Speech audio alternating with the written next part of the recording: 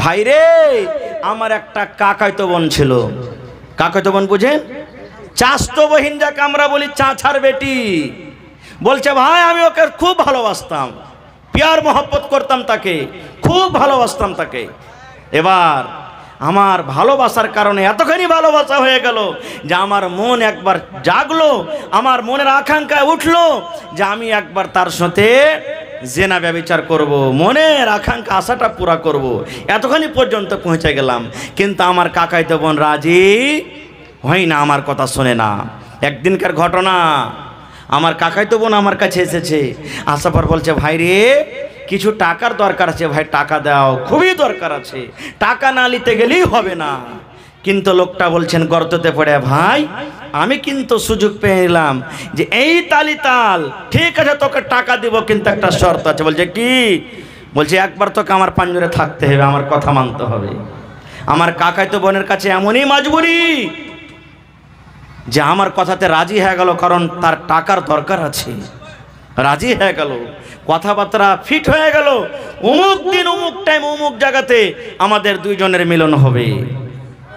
ওরে সুবহানাল্লাহ, দয়ার নবী বলেছেন ওই লোকটা গর্ততে বসে বসে দুজন বন্ধুর সামনে নিজের ইতিহাস, নিজের ঘটনা বয়ান করেছেন। ভাইরে আমার কাকাতো বোনকে যেটা টাইম দেওয়া ছিল, সময় দেওয়া গেছিল, ওই টাইম হিসাবে আমার কাকাতো বোন হাজির হয়ে গেল, আমিও তাকে হাজির হয়ে গেলাম, ওই জায়গাতে দুইজন হয়ে গেলাম। এবার কথাবার্তা মতো আমরা দুইজন নিজের কাজে আমরা এগিয়ে গেলাম, কত কাছে হয়ে গেলাম। সুবহানাল্লাহ, আমার উলামায়ে কেরাম বসে আছেন, জিজ্ঞাসা করবেন। আল্লাহ রাসূল বলেছেন যেমন স্বামী স্ত্রীতে মিলন করে, পুরুষের দুটা পা, পুরুষের দুটা জাং, আর নারীর দুটা দাং, নারীর স্ত্রীর দুটা জাং, চার জাং যখন কাছে হয়ে যায়, এই চার যখন জাং, চারটা রান যখন এক জায়গাতে হয়, স্বামী স্ত্রী কতখানি কাছে হয় বুঝতে পারছেন। আল্লাহ রাসূল বলেছেন, ওই লোকটা বলছেন ভাই রে আমার কাকাতো বোনের সাথে আমি মিলন করার জন্য এত কাছে হয়ে গেলাম, এত কাছে হয়ে গেলাম, আমার দুটা জাং, আমার কাকাতো বোনের দুটা জাং, চার জাং কিন্তু এক জায়গাতে হয়ে গেল। এবার আমরা কাজ শুরু করতে যাব, এরকম টাইমে আমার কাকাতো বোন কাঁদতে লাগলো, চোখ দিয়ে ঝরঝর ঝরঝর করে পানি ঝরতে লাগলো। এইবারে আমি তাকে জিজ্ঞাসা করলাম, বোন রে তুমি কেন কান্দো? তোমার সাথে আমি জবরদস্তি করিনি, রাজি খুশিতে তুমি আমার কাছে এসেছো, কি ব্যাপার তুমি কান্দো কেন? কান্দর কারণটা কি? এবার লোকটা গর্ততে পড়ে পড়ে বলছেন, আল্লাহ আমার ভাইরা শোনো, ওই আমার কাকাতো বোন আমাকে বলতে লেগেছে, ভাই রে যে কাজটা তুমি করছো এটা ঠিক কাজ নাই রে ভয়। এই ভাই যেই টিপে তুমি খোলো, যেই বোতলের মুখ তুমি খোলো, এটা শুধু অধিকার আছে আমার যে স্বামী হবে, যে আমাকে মোহর দিয়ে বিয়ে করবে, আমি যার স্ত্রী হব, যে আমার স্বামী হবে, ওরে শুধু এটা হক, ওই ছাড়া দুনিয়ার এটা কোনো মানুষের জন্য জায়েজ নয়। ভাই রে তুমি যে আজকে আমার সাথে এই কাজটা করছো, দুনিয়ার কোনো মানুষ না জানতে গেল, দুনিয়ার কোনো মানুষ দেখতে না গেল, আল্লাহ জানছেন, আল্লাহ দেখছেন। এই জন্য ভাই আমি তোমাকে বলি, আমার এই ঠেপে তুমি খুলিও না, আমার শুধু তুমি ব্যভিচার করিও না ভাই, তুমি আল্লাহকে দেখে ভয় করো। নারে তাকবীর। কাকে দেখে ভয় করতে বললেন? জোরে বলেন, আল্লাহকে দেখে ভয় করো।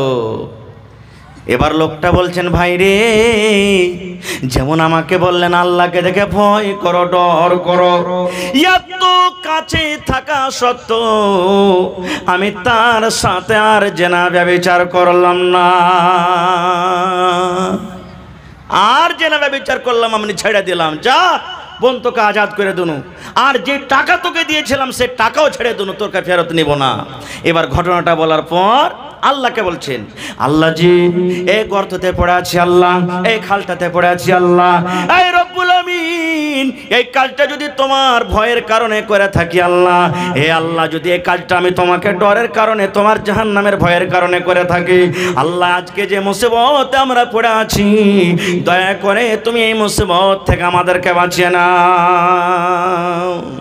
দয়ার রাসূল বলেছেন যে যেমনই এই নিজের ঘটনাটা আল্লাহর সামনে রাখা, পাথর, যেই পাথর তিনজনে হটাতে পারলো না, এক চুল পরিমাণ হটলো না, পাথর সরসর সরসর করে হটতে হটতে 3 ভাগ করে 1 ভাগ পাথর আপনি ফুটে গেল। দেখলেন, আল্লাহকে দেখে যদি ডরান, আল্লাহকে দেখে যদি ভয় করেন, আল্লাহ তাবারাক ওয়া তাআলা দুনিয়ার মুসিবতও আমার আপনার আল্লাহ দূর করে দিবেন। যেমন এই ঘটনা থেকে আমরা বুঝতে পারলাম। আর একটু আগা চলেন। আল্লাহ রাব্বুল আমিন এই পৃথিবীতে জান্নাতের অনেক নিয়ামত দান করেছেন। তার মধ্যে হলো একটা কি, দুধ। দুধ হলো আল্লাহর একটা বড় নিয়ামত। আপনার এলাকাতে যারা দুধ বাড়িতে রাখছে বা বেচছে, দইয়েরকে দিচ্ছে, পানি মিশাল করে না ভাই? কিন্তু এটা গুনার কাজ, পাপের কাজ। দুধে পানি মিশাল করিয়েন না ভাই জীবনে। হ্যাঁ, বাড়িতে খাইবেন মিশাল করেন, মানা নাই। 1 কিলো আছে, 1 কিলো পানি মিশাল করে দেন, বাড়িতে না খাইবেন বেশি করার জন্য। কিন্তু দুধে পানি মিশাল করব আর দিয়ে বিক্রি করব, বেশি ওজন হবে, টাকা বেশি হবে, এটা হলো গুনার কাজ, হারাম। এটা চলবে না। হায়রা তোমার ফারুক রাদিয়াল্লাহু তাআলা আনহু যখন খলিফা হলেন, রাস্তা দিয়ে একদিন হেঁটে চলেছেন, গ্রামে গ্রামে হাঁটছেন। কে জানি কোন বাড়িতে খাবার আছে, কে পেরেশানিতে আছে, কার স্বামী বাড়িতে নাই, কষ্টতে আছে, এগুলা দেখাশোনার জন্য নিজের গদ্দি, নিজের সিংহাসন ছেড়ে গ্রামে গ্রামে হাঁটছেন। হাঁটতে আছেন রাইতের বেলাতে। রাইতে আপনি শুতে থাকবেন, বসে থাকবেন বাড়িতে, রাস্তা দিয়ে কে হেঁটে গেল না গেল আপনি জানতে পারবো ভাই? জানতে পারবো না। রাস্তা দিয়ে হেঁটে চলেছেন, হাঁটতে হাঁটতে দেখছেন এক বাড়িতে মার বেটিতে ঝগড়া করছে, কথা বলা বলি হয়েছে। কি কথা? মা বলছে বেটিকে, বেটি রে, আরে যা দুধ খানে পানি দিয়ে দেখা, খানিক দে, বেশি করে দে। মা বলছেন বেটিকে, বেটি যা দুধ খানে পানি মিশাল করে দে, দুধ খানে পানি মিশাল দিয়ে দিবি তো বেশি হবে, ওজন হবে। এবার বেটি কি বলছেন, মাগে কেমন কথা বলছিস? দুধে কি পানি মিশাল করতে হয়? তোমার ফারুকের মুখ থেকে শুনিসনি যে দুধে পানি মিশাল করতে হবে না, এটা হলো গুনার কাজ, পাপের কাজ, এতে গুনাহ হবে, আমি পারবো না এটা কাজ করতে। এবার মা তখন বলছেন, বেটি রে, এখন ওমর ফারুক দেখতে পাই না, ওমর ফারুক কিন্তু এখন শোনে না, ওমর ফারুক এই জায়গাতে নাই। যারা বেটি যা যা যা আর দুধে তুই পানি মিশাল করে দে, যা। ওমর ফারুক তো দেখতে পাই না এখন, আর ওমর ফারুক এখানে নেই, ও জানতে পারবে না আমরা কি করব না করব, যা পানি তুই মিশাল করে দেগা। কিন্তু ওমর ফারুক রাদিয়াল্লাহু তাআলা আনহু তাদের দরজাতে দাঁড় হয়ে শুনছেন। এবার সুবহানাল্লাহ, এই আমার মায়েরা খালারা, বেটিরাকে পড়ান। বেটিরাকে যদি পড়াইবেন, সমাজ থেকে বুরাই শেষ হবে। সমাজ থেকে যেগুলা বেধর্মীর কাজ, শরীয়ত বিরোধী কাজ আস্তে আস্তে দূর হয়ে যাবে। আজ থেকে 15-20 বছর আগে দেখবেন, যখন বাড়িতে বিয়া শাদী লাগতো, তখন কত গীত গাইত মা খালারা, গাইছে লোকে কাহিনী। আর এখন আস্তে আস্তে ঘরে ঘরে পড়ালেখা হয়েছে। এখনকার বেটি ছেলে গেলে বলেন যে 5টা গীত গাহা, হিম্মত নেই যে গেয়ে দিবে, মানে জানে না। পড়া আসতে গেলে বুড়াই আপনি আব্দুর হবে। এবার মার কথা শুনে বেটে বলছেন, মা গে আমি এটা কাজ করতে পারবো না গে মা, এটা কাজ আমার দ্বারাতে করা হবে না। বলছে, মা গে উমর ফারুক যদি জানতে না পারে গে মা, উমর ফারুক যদি দেখতে না পায়, তাহলে যেটা উমর ফারুকের রব, যেটা আমার রব আল্লাহ, তিনি দেখছেন। উমর ফারুক যদি জানতে না পারতে গেল, আল্লাহ জানছেন। উমর ফারুক যদি দেখতে না পায় তো আল্লাহ দেখছেন। এই জন্য মা আমি এটা কাজ করতে পারবো না। কথাবার্তা শোনা পর চলে গেলেন বাড়ি। ভোর হলো, একটা লোককে বলেন, হাই ও ওই উমুক বাড়ির একটা মেয়ে আছে, ওকে ডেকে নিয়ে এসো, আমার দরবারে যাও। এবার উমর ফারুক এসে বাড়িতে বেটারাকে পরামর্শ নিয়ে বসে গেলেন, বেটারে আমি তোমাদের জন্য একটা খুব সুন্দর মেয়ে দেখেছি, দিনদার নেককার। বেটা তোমরা কেমন আছো যে ওই মেয়েটাকে তোমরা বউ করবে, স্ত্রী করবে? সুবহানাল্লাহ। এই দিনদারি নেককার দেখে হযরত ওমর রাদিয়াল্লাহু তাআলা আনহু, যিনি আমিরুল মুমিনিন, মুসলমানের রাজা, সুবহানাল্লাহ, তার দিনদারি দেখে তাকে বউ করে নিলেন। আজ আমরা করব ভাই? বউ দেখতে গেছি, আইবারিকে বলে দিয়েছি, ভাই 4 লাখ টাকা ডিমান্ড আছে, কিন্তু 3.5 লাখ টাকার কম রিশতা হবে না ভাই।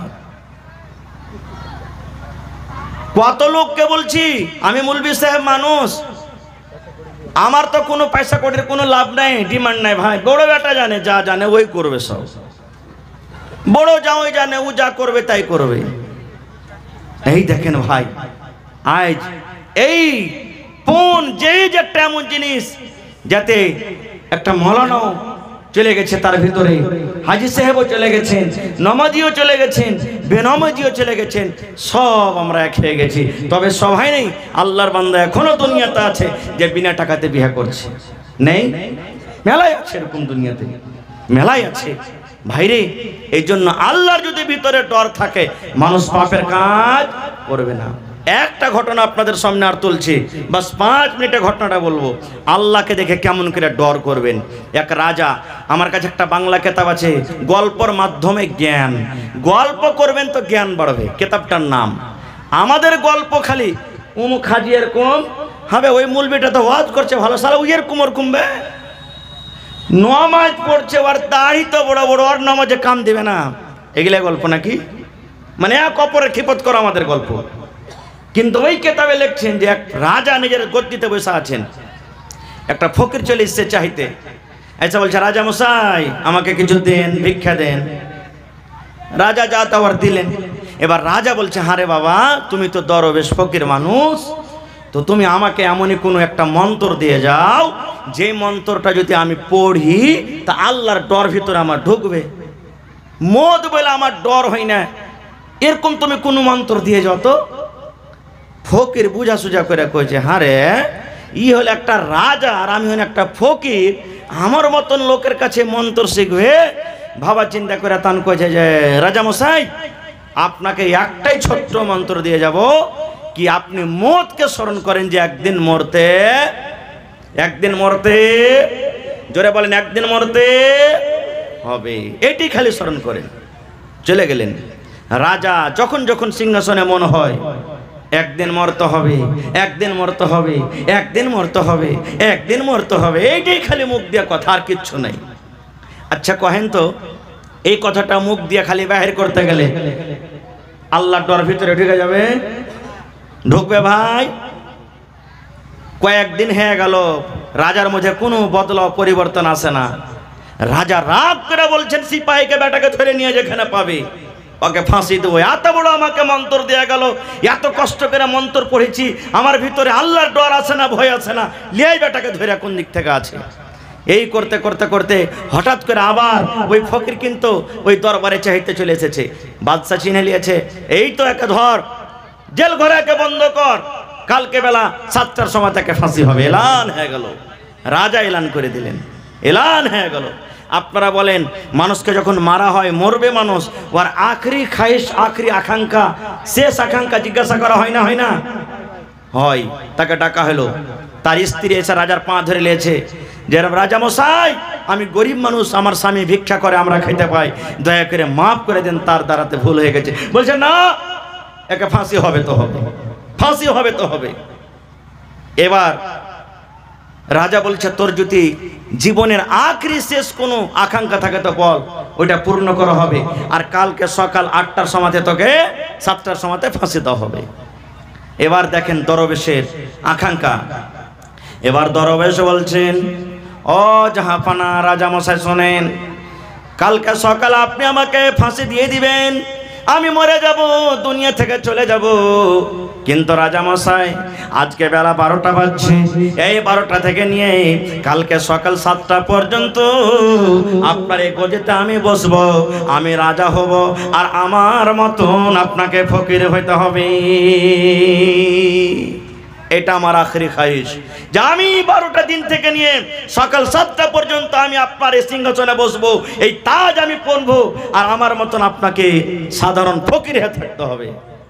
বলছে না, এটা করা হবে না। বলছেন, আপনি ওয়াদা করেছেন যে তোর আখরি খাইশ পুরা করা হবে, আপনাকে এটা পুরা করতে হবে। কি করবে? লে বেটা ফকির যা। রাজার তো আরো পাড়া গরম হয়ে গেল, হ্যাঁ, যে তুই রাজা হবি, আমাকে ফকির করবি, ঠিক আছে 7টা পর্যন্তই না, ঠিক আছে বেটা লে তুই গদিতে বস। যেমনই গদিতে বসলেন, রাজা হলো কি ফকির, আর একটা ফকির হলো কি রাজা।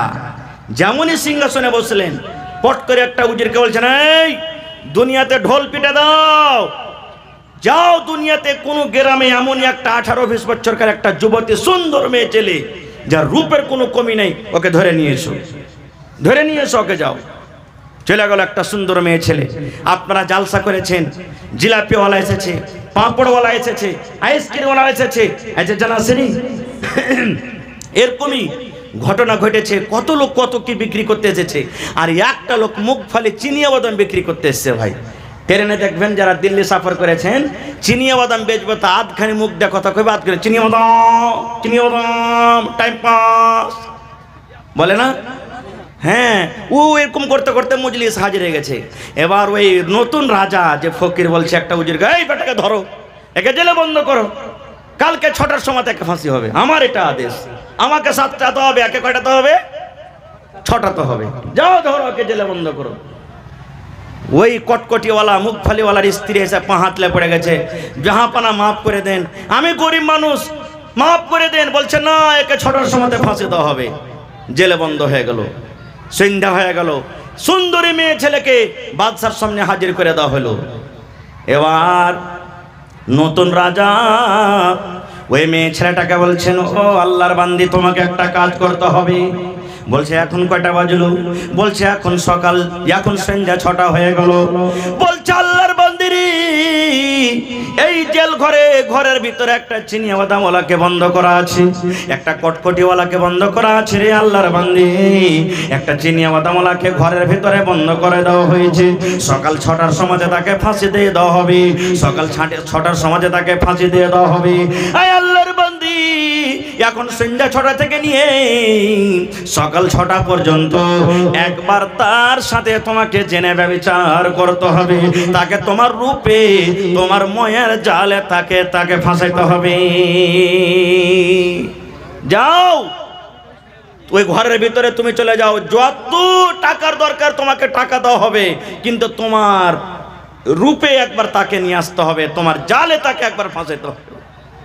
ভাই, সুন্দরী মেয়ে ছেলের জাল থেকে বাঁচাটা সহজ যে ভাই, বাঁচাটা সহজ। সুবহানাল্লাহ, ইমাম ডগমগিয়ে যাবে ভাই, হবে না? ইমাম ডগমগিয়ে যাবে। সুবহানাল্লাহ। এবারে পাঠিয়ে দিলেন ঘরে কটকটিওয়ালা, কেহ নাই, অন্য মানুষ। আর এই মেয়ে ছেলেটাকে সুন্দর ভালো কাপড় পিন্দে ঘরের ভিতরে ঢুকিয়ে দিলে। আর রাজা বলে দিলেন, এই আল্লাহর বান্দি, যত টাকার তোমার দরকার সকালে তোমাকে মুহমাঙ্গা টাকা দিয়ে দিব, কিন্তু একটা কাজ তোমাকে করতে হবে, কি? যে এই সন্ধ্যা 6টা থেকে নিয়ে সকাল 6টা পর্যন্ত একবার তোমাকে নিজের জালে তাকে নিয়ে আসতে হবে। মেয়ে ছেলেটা হাসতারা বলছে, আল্লাহ যত আমাকে রূপ দিয়েছে, 1 সেকেন্ডের কাজ এটা, আমার 1 মিনিটের কাজ। যে ঠিক আছে যাও। তারা দুজন চলে গেল। এবার নতুন রাজা পুরাতন রাজাকে বলছে, রাজা মশাই, আজ আপনাকে বিছানা শুতে দেব না, চলেন আমার সাথে। বলছে কোথায়? বলছে আমরা ওই ঘরের ভিতরে একটা জ্বালানা আছে, একটা সুন্দর একটা ছেত্র আছে ছোট্ট করে, ওই ছেত্র দিয়ে আমরা দেখবো যে তারা দুইজন ঘরের ভিতরে কি করছে। হ্যাঁ, পুরাতন রাজা বলছেন, আল্লাহ তোর চক্করে পড়ে কি ভেজাল লাগলো, ঠিক আছে চল। চলে গেল। ওরা কিন্তু দুজন জানে না ঘরের ভিতর থেকে যে দুইজন রাজা আমাদেরকে দেখছেন। এবার ওই মহিলা, ওই বেটি ছেলেটা, এবার ওই ছেলেটাকে বলছে, রে চিনিয়া বাদামওয়ালা, এই কটকটিওয়ালা, আমি একটা সুন্দর মহিলা, সুন্দর বেটি ছেলে, আয় তুই আমার কাছে একবার আয়, আমার কাছে তুই আয়, আমার সাথটা তুই নিয়ে নে, আমার কাছে থেকে তোর মনের আকাঙ্ক্ষাটাকে একটা পূর্ণ করে নে। এবার চিনিয়া বাদামওয়ালা বলছেন, না না না না না না, আমি এটা কাজ করতে পারবো না, আমি তোমার সাথে যাব না, আমি তোমার কথা শুনবো না। এই করে করে রাত 2টা হয়ে গেল, 3টা হয়ে গেল, ফজরের আযান হয়ে গেল। আসসালাতু খায়রুম মিনান নাওম, ফজরের আযান হইতে লেগেছে। এবার ওই মেয়ে ছেলে বলছে, চিনিয়া বাদামওয়ালা রে, সকাল 6টাতে তোকে ফাঁসি হয়ে যাবি, জীবনের স্বাদটা তুই একবার নিয়ে আলে রে। আমি একটা কি জিনিস, আমি একটা কেমন মাল, আয় তুই আমার কাছে আয়, একবার সামান্য জেনা করে নে। আর তুই জীবনে কোনোদিন স্ত্রীর মুখ দেখতে পাবি না, স্ত্রীর কাছে থাকতে পাবি না, আয় আয় আয়, শেষ দেখা আমার কাছে তুই করে নে। এরকম ভাবে কান্নাকাটা করে, কিন্তু ওই লোকটা চিনিয়া বাদামওয়ালার চোখ দিয়ে ঝরঝর ঝরঝর করে পানি ঝরার বলে, আল্লাহর বান্দে রে, তুমি আমার কাছ থেকে দূরে থাকো, দূরে থাকো, কারণ তোমার সাথে আমি এই পাপ করতে পারবো না। আর নতুন রাজা, পুরাতন রাজা গোটা রাত কেটে গেল, তারা ওই সুরাক দিয়ে ছিদ্র দিয়ে তারা কিন্তু দেখি। এই করতে করতে যখন সকাল 6টা হইতে লাগলো, ওই টাইমখানে তখন মেয়ে ছেলেটা বলছে, আল্লাহর বান্দা, গোটা রাত কেটে গেল, তুমি আমার সাথে একবারও কিনে এলে না, আমি কেমন জিনিস তুমি আমাকে দেখলে না। এবার চিনিয়াওয়ালা বলছি, এরে আল্লাহর বান্দি, জীবনে কত গুনাহ করেছি, পাপ করেছি, আমার সামনে মত হাজির হয়ে গেছে, আমার সামনে মত খাড়া হয়ে আছে, আমাকে সকাল 6টার সময়তে ফাঁসি হয়ে যাবে।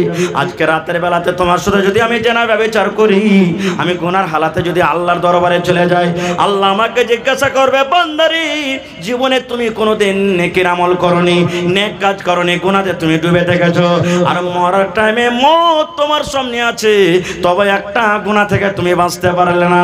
না না, আমি এটা কাজ করব না, আমি জীবনে কত গুনাহ করেছি, কি করেছি আল্লাহ জানে, আমি আল্লাহর কাছে মাপ চাই, আর আমি মতকে সামনে দেখে আল্লাহর ডরে, আল্লাহর ভয়ে তোমার সাথে আমি জেনা ব্যভিচার করতে পারবো না। রাত কেটে গেল, 6টা হয়ে গেল।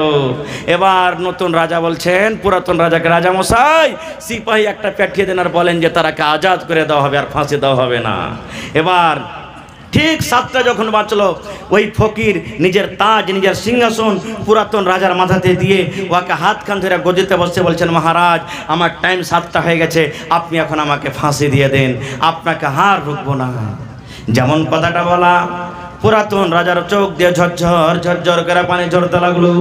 এবার পুরাতন রাজা বলছেন, এরা দরবেশ, তুই এরকম করে আমাকে বুঝাবি, আমি জীবনে কোনোদিন ভাবতে পারিনি রে, ভাবতে পারিনি।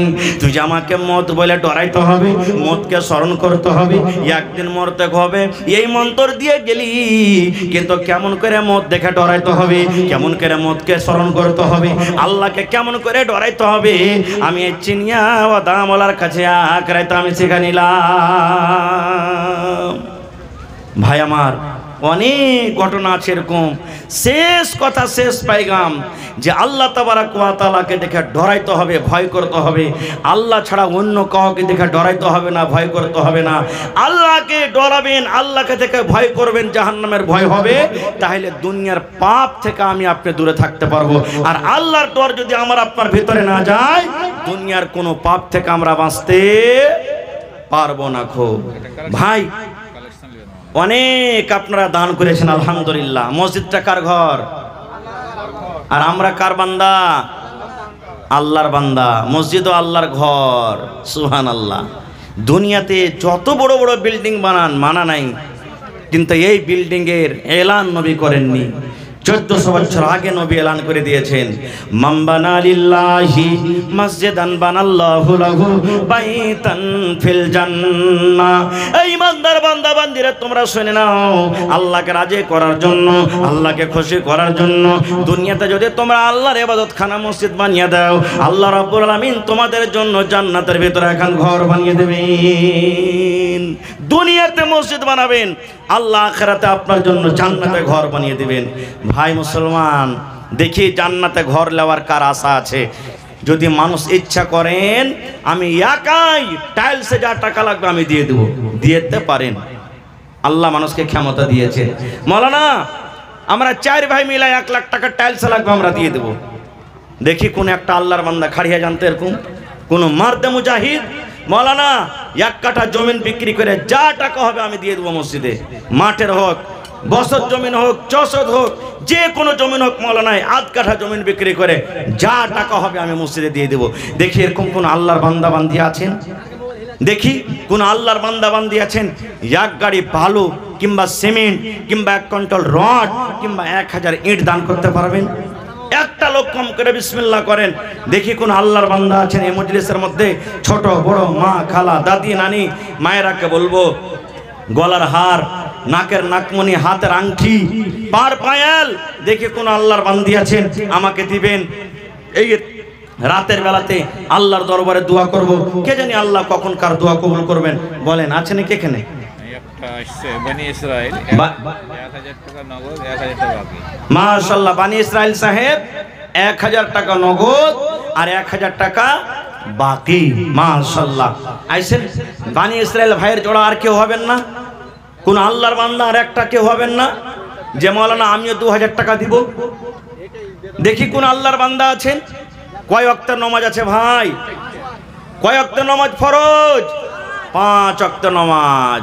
দেখি 5টা লোক 5000 করে, 2000 করে, 1000 করে। দেখি কোন আল্লাহর বান্দা আছেন দান করবেন?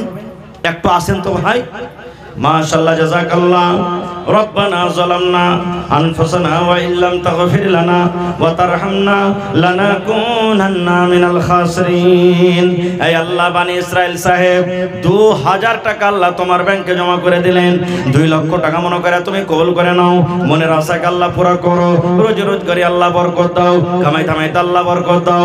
হে রব্বুল আমিন, মা বাপ, দাদা দাদি, নানা নানি, শ্বশুর শাশুড়ি যারা বেঁচে আছে ভালো রাখো, আর যারা কবরে চলে গেছে আল্লাহ তারকে কবরে তুমি জান্নাতের বিছানা দিয়ে দাও।